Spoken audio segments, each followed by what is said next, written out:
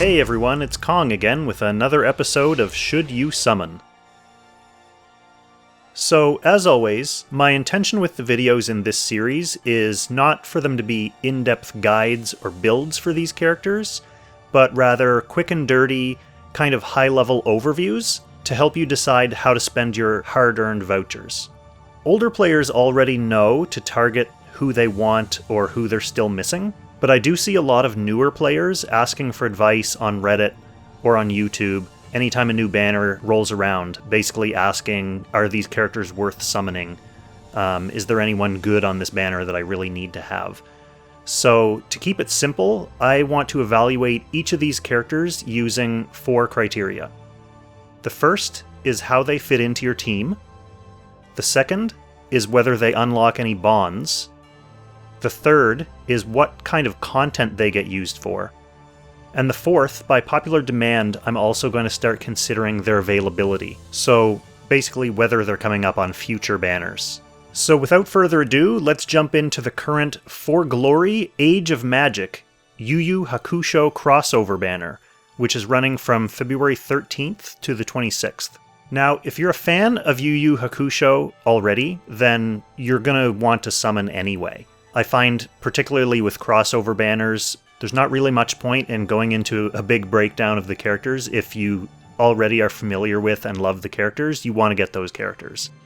If you're not familiar with Yu Yu Hakusho, or you're not totally sold on the crossover, then hopefully this video will be helpful for you to make up your mind on the character's own merits.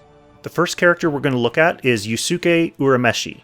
He's a member of the Protagonists faction, which is buffed by Matthew, Mythical Realms, which is buffed by Gizaroff, and Heroes of Time, which is buffed by Joshua, Angelica, and now Yusuke as well. He carries his own faction buff. As far as bonds, like all crossover characters, he doesn't have any major roadblocks. He doesn't unlock any other SSR characters' bonds. In terms of the content that Yusuke gets used for, he's a top-tier PvP meta unit. In Apex Arena Season 3 on the Chinese servers, he showed up in a lot of high-level players' boxes. A big part of the reason for this is a combination of his talent and equipment. So, for his talent, when an ally dies, it basically heals him, gives him a boost to all of his stats, gives him +1 mobility, +1 range. It's a huge amount of buffs, basically. And the reason why this is kind of OP is because of its synergy with the new weapon Mimir's War Axe, which also triggers a couple of effects when an ally dies. So it dispels a debuff, heals, and gives you plus damage. All of these things taken together, given the fact that, you know, in PvP, in Apex Arena, you're going to have some people on your team dying, so this effect is going to be triggering. It basically just makes him super powerful and really useful in terms of his range and mobility as well, which in high-level PvP is king. Now, the flip side of that is that he's not super fantastic in PvE. I mean, he has kind of general use like most characters in this game, but there's nothing particularly special or game-breaking about him on the PvE side.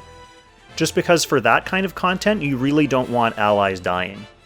Especially thinking about stuff like Timeless Trials or Ancient Beckoning, where if a character on your team dies, it really hinders your ability to complete the objectives.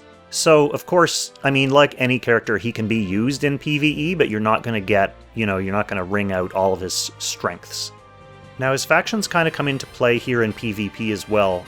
On the Chinese servers, you started to see a lot more Gizaroff appearing in Apex boxes, partly to pair with Yusuke for the faction buffs. So that might be something to consider as well if you have Gizaroff built up for some reason, or, if you just summoned him and you're looking for a way to use him, he could pair well with Yusuke. And the second character on this banner is Kurama. He's a member of the Strategic Masters, buffed by Ultimuller and Lanford, as well as the Yeles Legends, buffed by Landius and Sigma, and of course the Heroes of Time, buffed by Joshua, Angelica, and Yusuke. And like I mentioned earlier for Yusuke, in terms of bonds, Kurama is a non-factor. He doesn't unlock any other SSR character's bonds. Finally, as far as content, he's not a game changer for PvE or PvP, so Yusuke is definitely the prestige character on this banner. You might surprise some inexperienced players in Apex Arena with Kurama just because of their unfamiliarity with his mechanics, but he doesn't see much top-level use. And in terms of PvE, there's nothing that really sets him apart from the characters that we have in the game already, so he could be used just for general purpose, slotting him onto one of your faction teams and getting some overall decent use out of his skills and talents there. So overall, nothing too game-breaking, no real reason to kind of focus on pulling him specifically. That said, the desire sensor is going to be hard at work, so if you are diving into this banner, you can probably expect to find at least one Kurama. So as for the future availability of these units, as crossover units, they won't go into the regular summoning pool, and they won't come up on recurring Destiny banners, so the only way to get them, for now at least, will be through this current crossover event. The only hope of them coming back in the future is if this event gets a rerun. It certainly hasn't happened yet on the Chinese servers, which is our kind of window into the future, and they're about 6 to 9 months ahead of us on this stuff. Furthermore, with this property in particular, given the ever-present possibility of third-party licensing issues, it's never a given that any crossover is going to get a rerun at all. You should never take for granted that the agreement is going to hold and that these third-party characters are going to be able to come back. So just to wrap up, on this banner we have Yusuke, who's a top-tier PvP unit. If you do PvP at all, or you're considering getting into Apex Arena this coming season, then you're going to want to try to summon for him.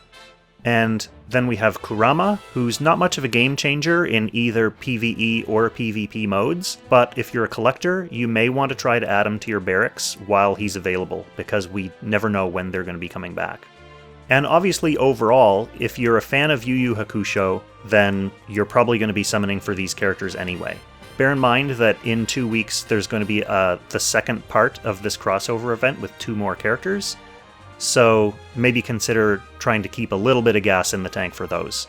Anyway, I hope this was helpful. I hope it made your decision whether to summon or not a little bit easier. So thanks for watching, and I'll see you in the next Should You Summon?